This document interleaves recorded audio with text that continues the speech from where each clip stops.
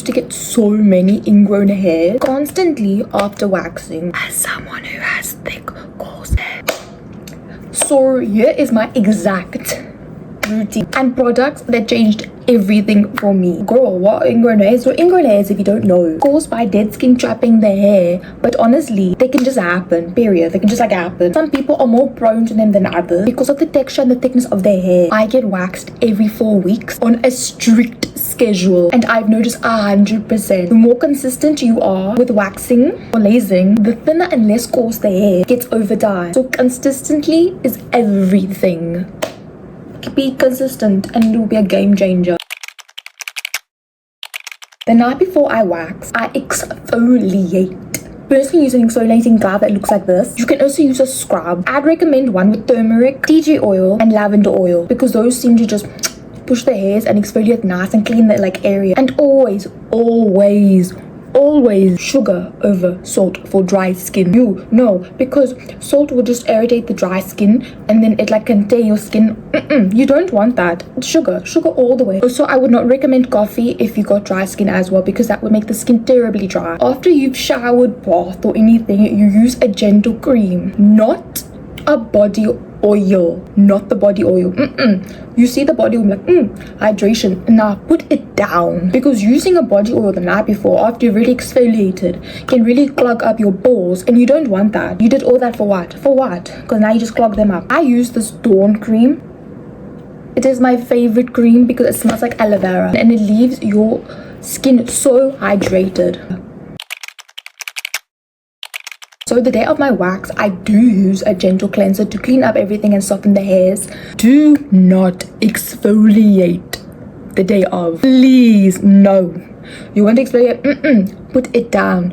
It's not going to do no good. It's going to do worse than good. I use this Nature's Nourishment skin cleanser.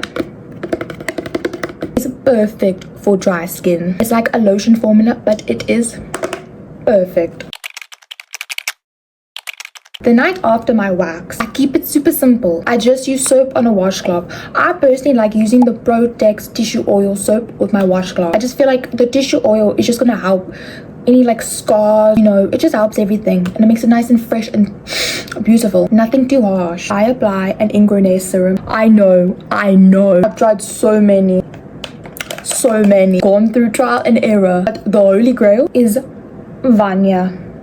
It is the most amazing fresh tea tree scent. It just smells so clean and like kind of medically. For the cream, I use whichever cream I'll be using on my face. For me, it's the Nature's Nourishment Skin Cream for Dry Skin. Your skin will be so super dry the days off. So that's when I bring in the combo of pairing my body oil and cream, baby oil or shea butter oil, not a coconut oil, mixed with my trusted Dawn cream. Perfect combo. Trust me, you're going to be hydrated. After day 2 to 3, start exfoliating again. After, with either a glove, a scrub, or an exfoliating cleanser. The exfoliating cleanser that I use is the Cereave Blemish Control Cleanser. I would also recommend using the gentle cleanser every other day with your skin cleanser, just to keep the area clean and fresh. Now for the holy grail that everyone is sleeping on, pimple patches.